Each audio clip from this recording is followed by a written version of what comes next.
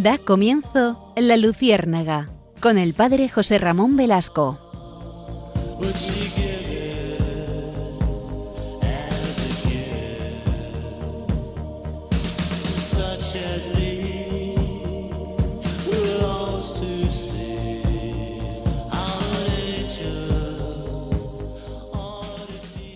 Corría el año de 1219.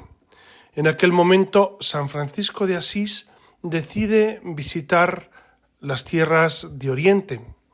Le movía un interés especialmente apostólico. Quería precisamente visitar al sultán de Egipto, al-Malik, para ofrecerle pues un tratado de paz, una forma de conexión, un estar juntos, un vivir una realidad que superara las guerras, ¿no? Por eso San Francisco de Asís realizó esta proeza inmensa, poniendo su vida en riesgo. Y esta visita al sultán de Egipto, al-Malik, que era sobrino de Saladino, pues fue un momento, digamos, estelar de su historia, porque él quería predicarle a Cristo, predicar al sultán la figura de Cristo y alcanzar la paz. Por ello, desde entonces los franciscanos siguen viviendo esta realidad intensa de ese amor y esa custodia de Tierra Santa, lo cual es un patrimonio eclesial fascinante, ¿no? San Francisco, como les decía, predicó ante el sultán y para demostrar su fe cuentan que desafió a los presentes a un juicio de fuego, es decir, pues pasar por un sendero de llamas, etcétera. Esto es lo que cuenta la tradición, pero él salió indemne de esta prueba. Pero lo interesante no es esto, sino que en un relato de San Buenaventura saben que es el inmediato seguidor de San Francisco. Se cuenta que el sultán, al-Malik, le preguntó a San Francisco: ¿por qué los cristianos predican el amor y hacen la guerra?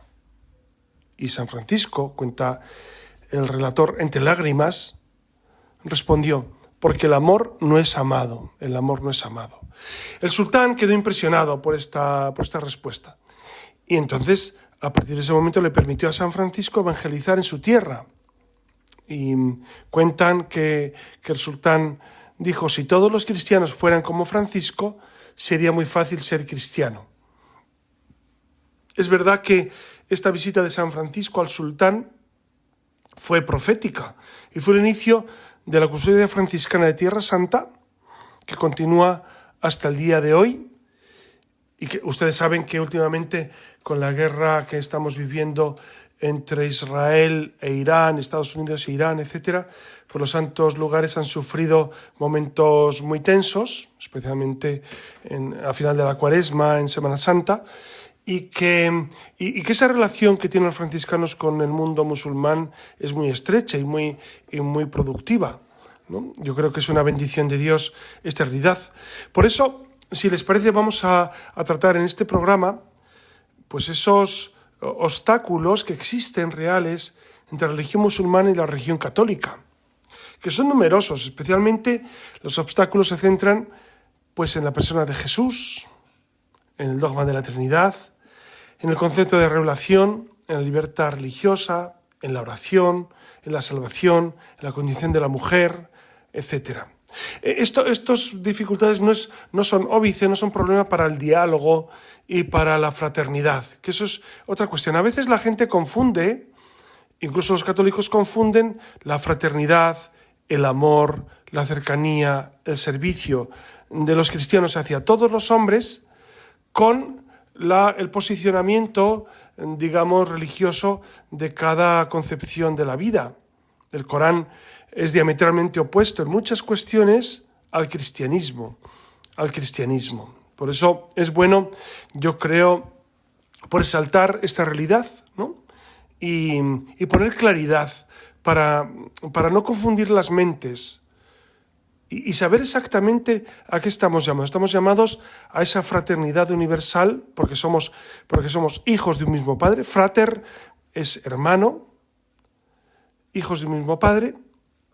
Los bautizados especialmente y los no bautizados son criaturas del Señor y por lo tanto son consideradas queridísimas por Dios y por lo tanto nosotros estamos en esa vinculación intensa, ¿no? ¿Qué es el Corán? El Corán, que es el libro fundamental del mundo musulmán. Pues el Corán es la revelación, según ellos, última, que resume todos los libros anteriores.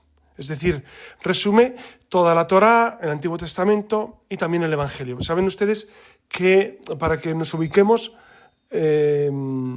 pues la Égira, que es la peregrinación de Mahoma, es el año 622 de nuestra era, por tanto el siglo VII. Es decir, el Corán, digamos, de alguna manera quiere compilar toda la sabiduría clásica, antigua, y mostrar una nueva inspiración, una nueva revelación, ¿no? Es verdad que el concepto de revelación no tiene el mismo significado en el Islam y en el cristianismo, ¿no? Para nosotros la revelación es Jesucristo. En cambio, para ellos la revelación es un libro. La revelación es el Corán.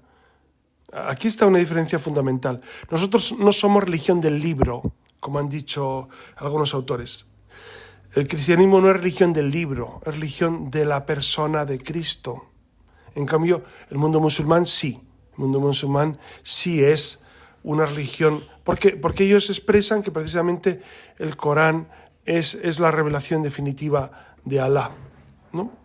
Y la primera diferencia que yo destacaría, fundamental, entre el mundo musulmán y nosotros, es que la concepción de la persona de Jesús es diametralmente opuesta. Porque en el Islam, Jesús, que le llaman Aisha, es uno de los numerosos profetas musulmanes. Es decir, le tienen gran devoción, gran veneración, como un gran profeta. Jesús para ellos es un gran profeta, enviado por Dios para recordar el pacto esencial entre Dios y su creación. Estaría, pues, en la línea, según el Corán, en la línea de los grandes profetas. Ellos ponen también incluso a Adán dentro de este grupo. Adán sabemos que no es profeta, o Abraham, o Noé, etcétera, Moisés. Serían los grandes próceres, los grandes patriarcas, los grandes hombres del Antiguo Testamento. Entonces Jesús sería un gran hombre, un gran prócer, un personaje insigne del mundo musulmán, justo por debajo de Mahoma, pero por debajo. Esto es importante, por debajo de Mahoma. Como Jesús, que es un profeta enviado, trae el Evangelio, entonces Jesús es el profeta del Evangelio, según el Corán, con el que los cristianos se identifican.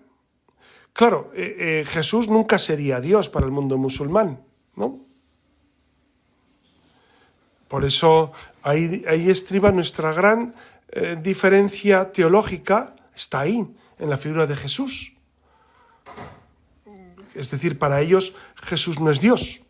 Esta es la diferencia. Es un gran profeta, es un gran hombre, es un gran predicador de la antigüedad, pero no sería Dios, ¿no?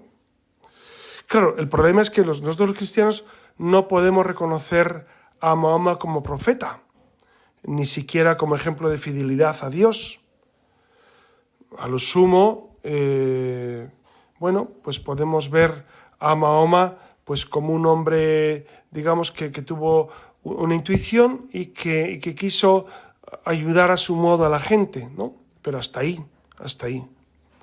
Por eso, en lo que atañe a Jesús, tenemos un elemento de discordia fundamental. Hay un pensador, un musulmán que se llama Mohamed Talbi, que dice que el Islam reivindica a Jesús y lo glorifica. Pero por este motivo, Jesús es también el punto focal de las divergencias que oponen a cristianos y musulmanes. Y concluye diciendo: honestamente tenemos que reconocer que nuestras divergencias son insuperables. Es evidente que es insuperable la distancia entre el mundo musulmán, teológicamente hablando, siempre desde el punto de vista teológico, y nosotros es insalvable. Es decir, no es una cuestión de acercamiento mayor o menor, sino de que Cristo para ellos no es Dios y entonces no son cristianos en absoluto, ¿no? Por eso es necesario constatar que el mayor obstáculo está aquí, ¿no? Porque también la Trinidad es un problema que ellos no pueden aceptar. La Trinidad que nosotros defendemos, que nosotros vivimos con intensidad, pues para ellos es algo irreconciliable con su fe, ¿no?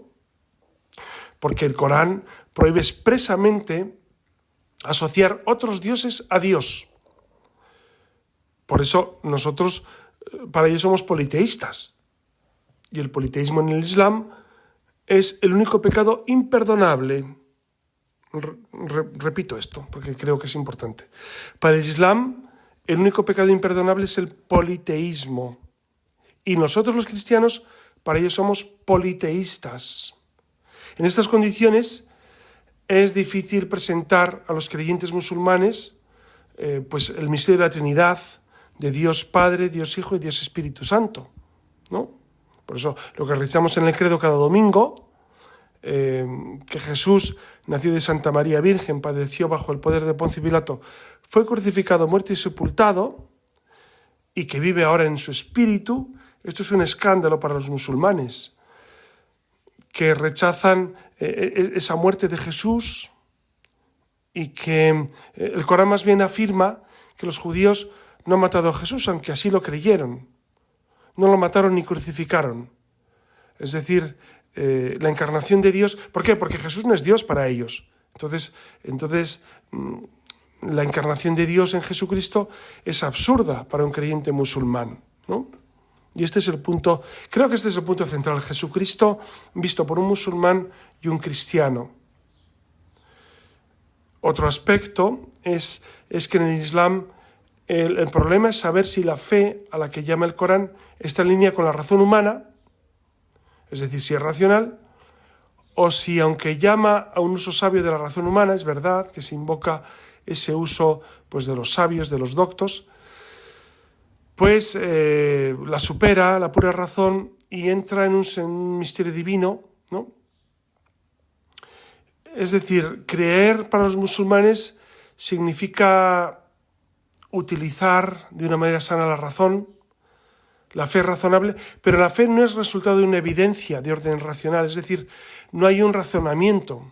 Por eso al Corán le horrorizan las discusiones en las que cada parte quiere demostrar que tiene razón. En el Corán no existe esa realidad, ¿no? Por eso, en cambio, en el cristianismo, el lugar de la razón se sitúa en la puesta en marcha de la expresión creer que para comprender y comprender para creer de San Anselmo. Credo un intelligam, ut credam. Por esto, fe y razón están íntimamente unidas en el mundo cristiano, no así en el mundo musulmán. Entonces la razón se pone al servicio de la fe. Al fin de cuentas, en la experiencia cristiana, pues estamos invitados a buscar a Dios también con la razón. Y si le busco con mi inteligencia es porque mi corazón está deseoso de encontrarle, ¿no? Entonces, esta diferencia es esencial. Es decir, la relación fe y razón en el mundo musulmán es muy distinta al mundo cristiano. En el mundo cristiano estamos íntimamente implicados en ambos aspectos. En el mundo musulmán no. En el mundo musulmán la razón está en un segundo plano. La oración, que es otro aspecto, la oración en el mundo musulmán, pues es otra realidad que también es diferente. Para ellos es uno de los 5 pilares de la religión. Todo creyente, hombre y mujer en el mundo musulmán, debe realizarla 5 veces al día. Y realizan gestos inmutables, con seriedad. Los musulmanes, cuando ustedes les ven rezar, es verdad que lo hacen con mucha intensidad. Y es una repetición de oraciones que saben de memoria. En el mundo musulmán, uno no puede dirigirse a Alá con sus propias palabras, tiene que dirigirse con las palabras que ya están prescritas. En cambio, en el mundo cristiano, la palabra oración es muy amplia, porque la oración es dirigirse a Dios no solamente con las oraciones ya prescritas por la Iglesia, que son, por ejemplo, la Eucaristía, o el Ave María, o el Padre Nuestro, etc. La oración en el cristiano es una relación personal, de corazón a corazón con el Señor. Por eso es diametralmente opuesto, no tiene, tiene algo que ver, pero poco. En el cristianismo la oración es un trato de amor con quien sabes que te ama, decía Santa Teresa, que es muy distinto al mundo musulmán. Además, Islam significa sometimiento, es decir, los musulmanes se someten a Alá. Nosotros tenemos una vinculación distinta con nuestro Dios. Otro aspecto interesante es la situación de la mujer en el Islam, que es un tema muy delicado que impide cualquier tipo de generalización. Los rasgos del derecho musulmán clásico reservan a la mujer una situación de sumisión en general. Pasa de la tutela del padre a la del marido, a la que están totalmente sometidos sus derechos. En cualquier caso, esto es verdad que la situación de la mujer es muy distinta dependiendo del país musulmán. Dependiendo de las circunstancias, pues va variando, ¿no? En el Magreb, por ejemplo, la mujer de Túnez, por poner un caso concreto, tiene una situación jurídica mucho más liberal. Y en Francia, los musulmanes, por poner otro caso, viven pues su condición de mujeres con mucha tranquilidad. ¿Por qué? Porque ha habido una transformación, ¿no? Una transformación. Entonces, digamos que esta realidad es muy variable, no hay una concepción global de esta realidad y que es necesario distinguirla, ¿no? Por eso, Dios, los profetas, la revelación, la religión, etcétera, son tenidas en cuenta dependiendo de las circunstancias. El contenido de las experiencias que estos términos abrigan, es decir, el término Dios, los profetas, etcétera, es radicalmente diferente dependiendo de las circunstancias. Por eso, al hablar del mundo musulmán, es necesario pues, hacer un análisis por regiones, por circunstancias. No tienen, digamos, esa unidad estructural de dogma que podría tener la Iglesia Católica, con un papa, que no, en el mundo musulmán digamos que hay mucha más amplitud en esta vivencia de su fe, ¿no? Por eso, estas realidades nos hablan de un mundo con el cual nosotros compartimos grandes situaciones y que también es necesario pues, poner en valor y hablar precisamente de esta realidad y de la realidad de esos valores que pueden ser asimilados por un cristiano y valores que no, valores que son absolutamente contradictorios. Bueno, vamos a tener un momento de descanso musical. Si les parece, les propongo el Ave María en arameo, la música de Schubert, pero el Ave María cantado en arameo, y que nos recuerda pues el mundo semítico en el que la Virgen y Jesús vivieron, el mundo judío, muy en conexión también, para un cristiano que nunca ha estado en confrontación con esta realidad, resulta muy similar y cuestiones muy parecidas en Israel, en Jordania, en Egipto. Hay una situación muy similar, aunque sean de religiones distintas, de judíos, árabes, etc. Digo, en el aspecto cultural, el aspecto externo, ¿no?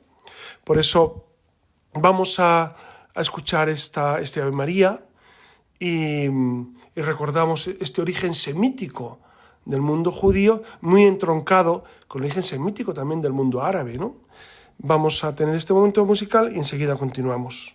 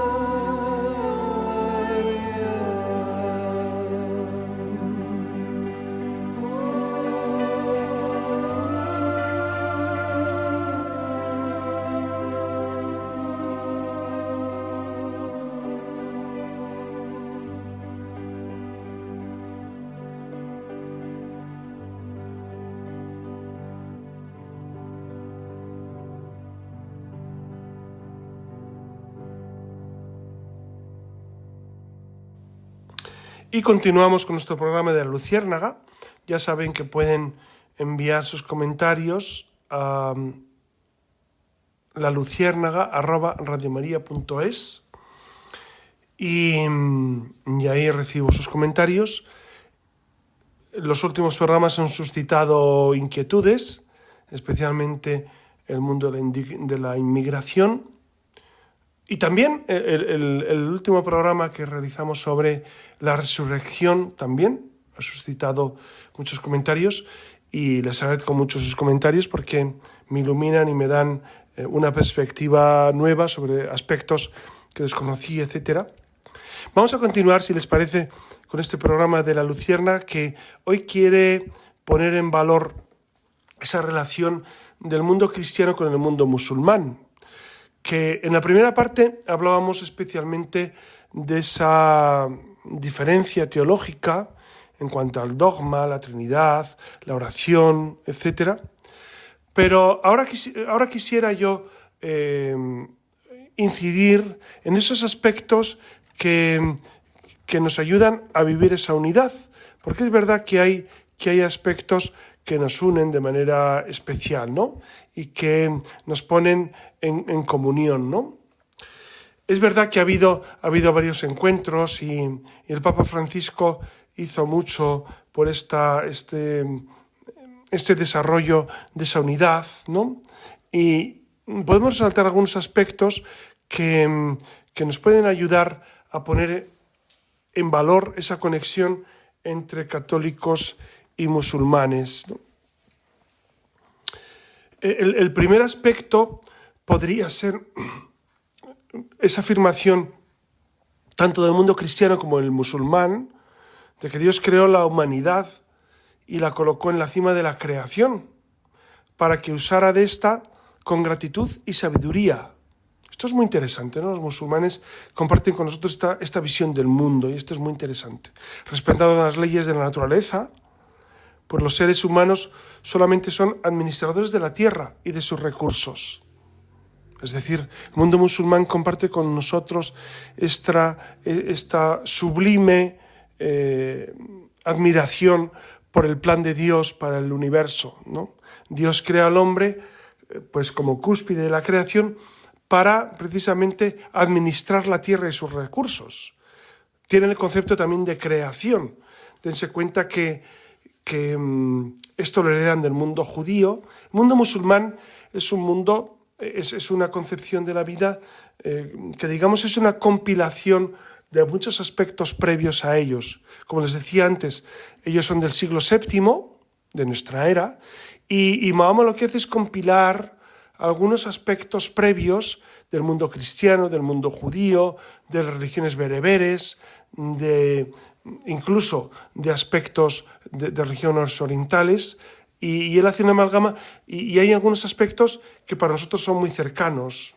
Por ejemplo, ser administradores de la tierra y de sus recursos. Un segundo punto, podría ser que precisamente el mundo musulmán también favorece el que Dios ha concedido a cada ser humano una dignidad inalienable de la que se derivan los derechos humanos fundamentales, así como la obligación de los gobiernos de protegerlos. Esto el mundo musulmán lo tiene bastante claro, es decir, esos derechos humanos fundamentales en algunos aspectos, ¿no? No en todos, especialmente nos referimos al tema de la vida, y entonces, bueno, pues defienden esa realidad, ¿no? Otro punto podría ser precisamente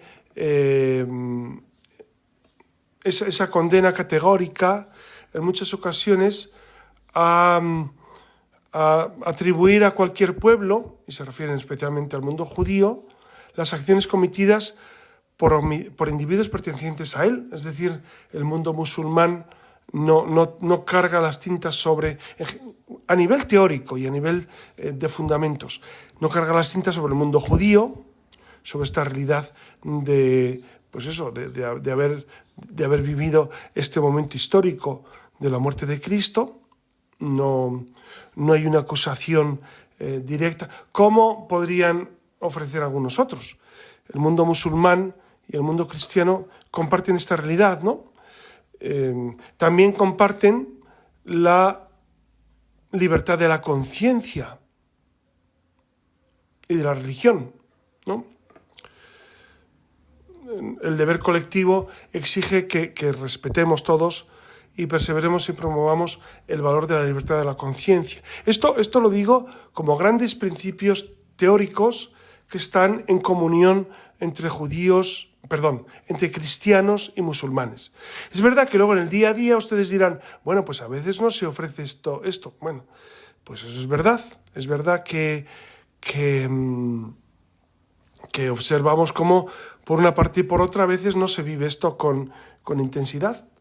Otro aspecto es que Dios nuestro Señor desea el crecimiento integral de cada ser humano y que el hombre, por lo tanto, es cuerpo y alma. Esta unidad entre cuerpo y alma, aunque los musulmanes tienen una antropología en algunos aspectos diversa de la nuestra, pero coinciden en que el hombre es precisamente cuerpo y alma, y por lo tanto el alma tiene que ser considerada como algo esencial, ¿no?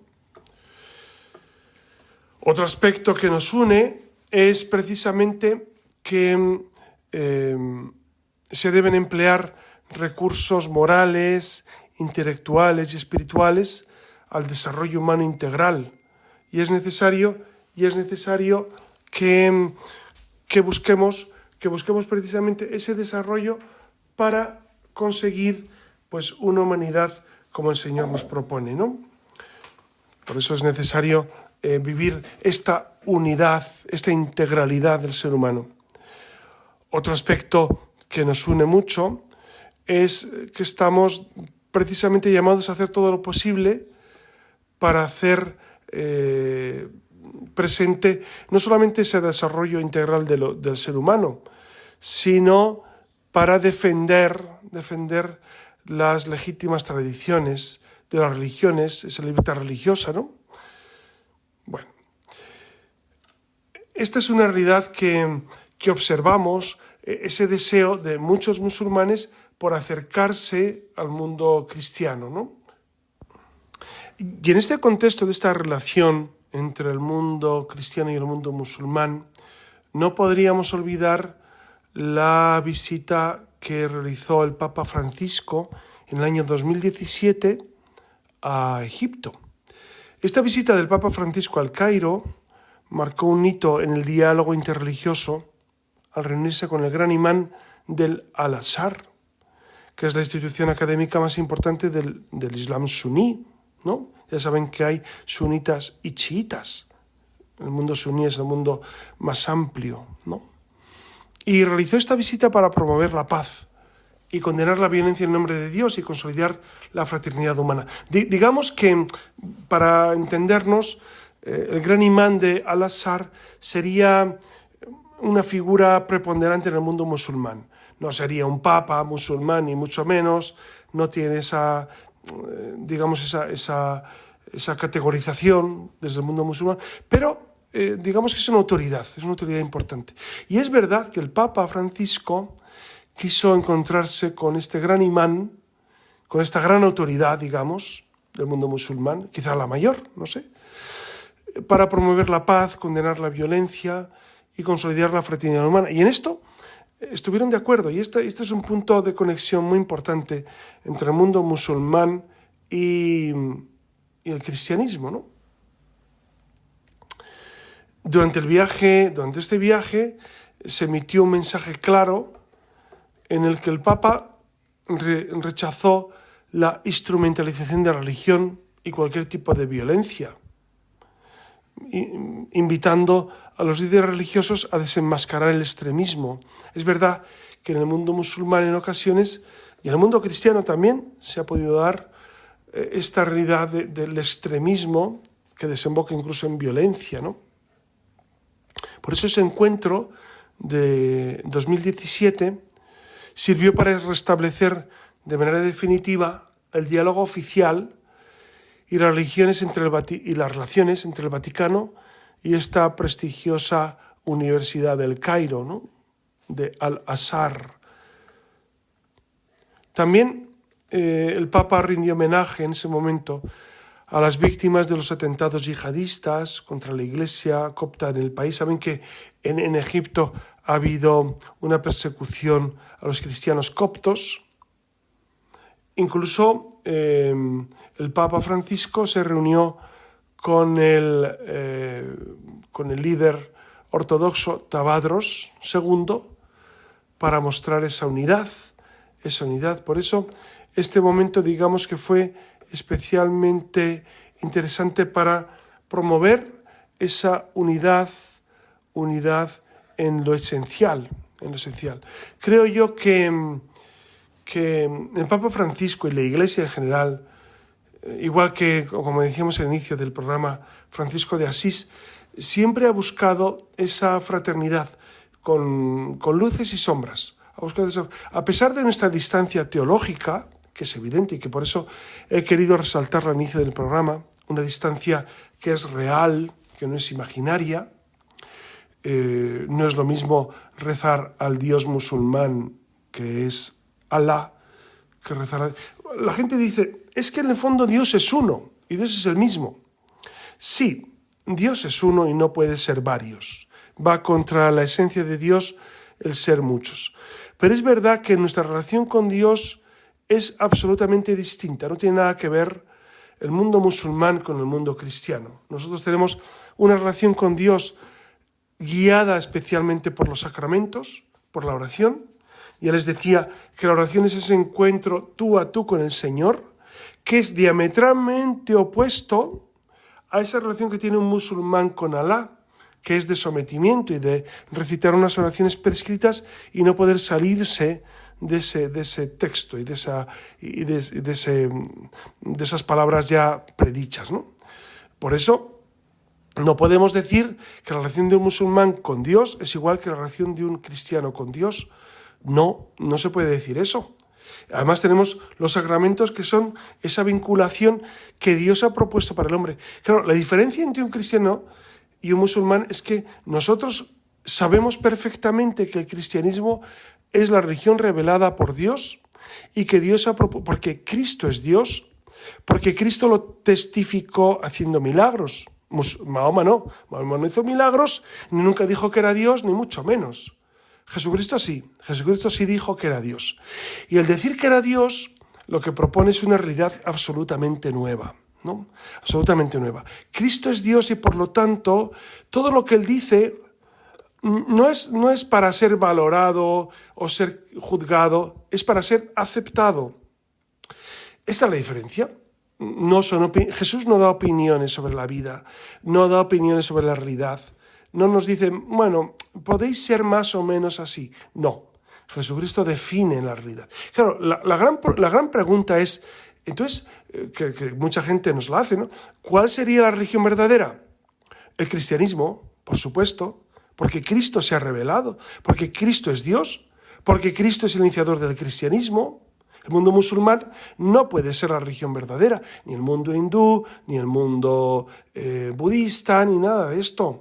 No puede ser. Perdónenme que sea tan contundente, pero es que mucha gente está muy confundida y esto nos preocupa a todos, ¿no?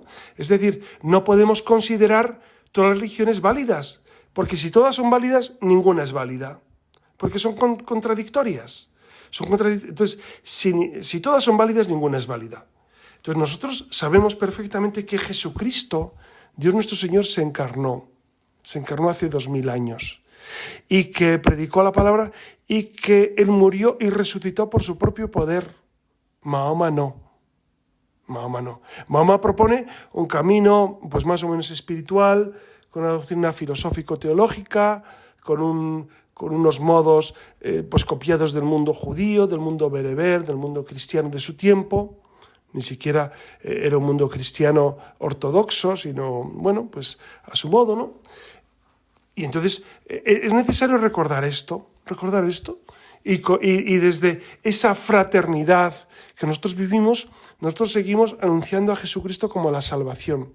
A mí me fascina ese ejemplo de San Francisco, que con ese arrojo con ese amor que da el vivir en Cristo, pues se fue, en tiempo de las cruzadas, claro, se fue a predicar al sultán y a decirle lo importante del amor y de la paz y de evitar la violencia, etcétera, etcétera. Por eso nosotros también, ante esta realidad del mundo musulmán, que cada vez es mayor y que se va poco a poco consolidando en nuestros países, en Francia es una realidad ya palmaria, por supuesto en Bélgica, en Gran Bretaña, en Alemania, etcétera, es una realidad que es incontestable. Y en España pues va aumentando pues de manera consolidada. Es necesario, dentro de esa caridad intensa, pues saber quién es quién. Yo creo que eso no quita. La verdad nunca opaca el amor. Hay gente y hay cristianos, y seguramente algún oyente, que pensará que hablar de esto pues es como rechazar. No es rechazar, es sencillamente saber quiénes somos nosotros los cristianos. Fíjense que ya no les digo quiénes son los musulmanes, que también es importante saber quiénes son ellos, pero yo creo que primero tenemos que saber quiénes somos nosotros. ¿Quién es usted? Cristiano, que sigue a Jesucristo, que usted está bautizado, que ha recibido los sacramentos. ¿Cuál es la dignidad a la que ha sido llamado? Esto es muy importante, ¿no? La dignidad del cristiano, el ser bautizados, el ser incorporados a Cristo, Trinidad, Dios Padre, Dios Hijo, Dios Espíritu Santo. Entonces, cuando uno descubre esto y después, desde esta actitud y aptitud de vivir intensamente lo cristiano, amamos profundamente al hermano musulmán, al hermano budista y al hermano hinduista y al hermano ateo. Por supuesto, que le amamos, le respetamos, le queremos, le ayudamos y le predicamos a Jesucristo que está vivo y que salva. Eso es lo que hacemos nosotros. Es decir, nosotros estamos llamados a seguir predicando la salvación, con métodos siempre pacíficos, cosa que el Corán y la Sunna en ocasiones pues raya con esta otra realidad que es el obligar, la obligación. El cristianismo no. El cristianismo nunca es obligatorio, nunca propone la obligación de... Jesucristo te ofrece un camino. Jesucristo murió en una cruz por defender la verdad. Es el único líder religioso del mundo, de toda la historia, que muere en una cruz por defender su verdad y nuestra verdad y la verdad de Dios, y resucita al tercer día. Por eso creo yo que es bueno poner blanco sobre negro sobre esta realidad y siempre valorando a nuestros hermanos, pero saber que el mundo cristiano es la verdad. No poseemos nosotros la verdad, Dios nos posee, la verdad nos posee. Esto es muy importante. Los cristianos no somos en el mundo una realidad más, no somos una religión más, no somos dentro de ese gran grupo de seres humanos. Bueno, pues una buena gente, somos buena gente que siguen a Jesús y que somos buena gente como los musulmanes y como... Sí, los musulmanes son buenísima gente seguramente, y los cristianos también.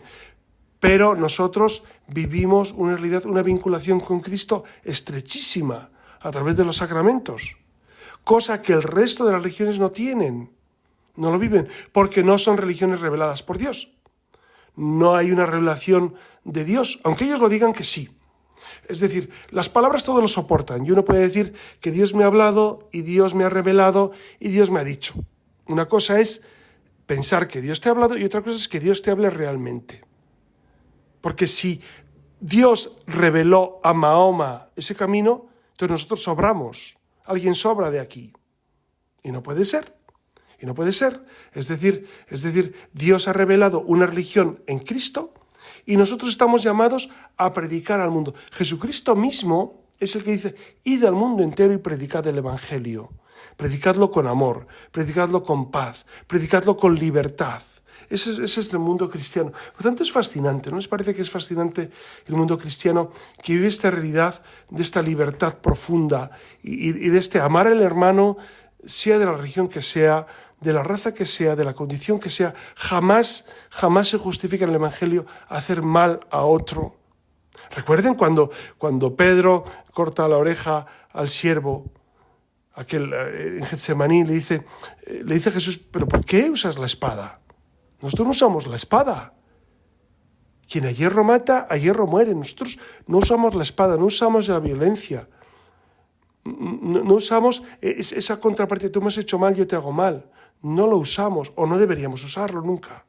En nuestro ADN no está esa realidad, está la paz, está el amor, está la fraternidad, está el acogimiento, ¿no? Por eso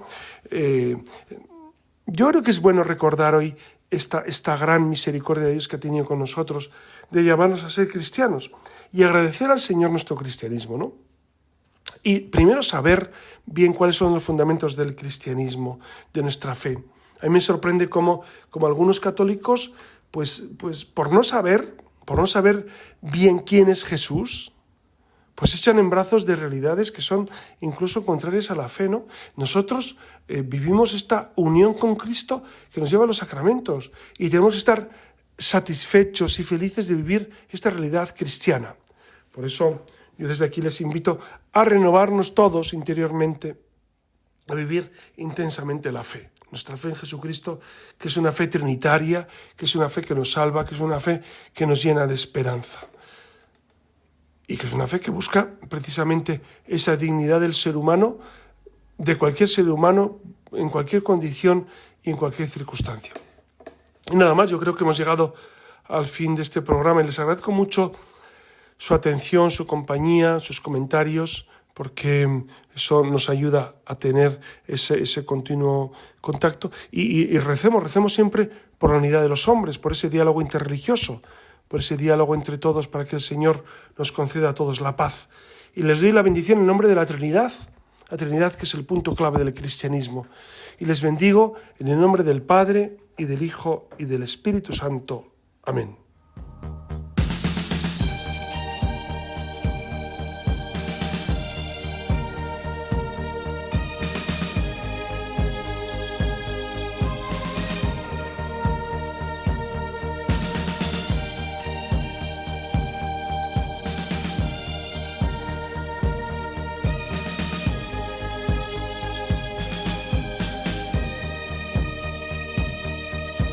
Han escuchado en Radio María La Luciérnaga con el padre José Ramón Velasco.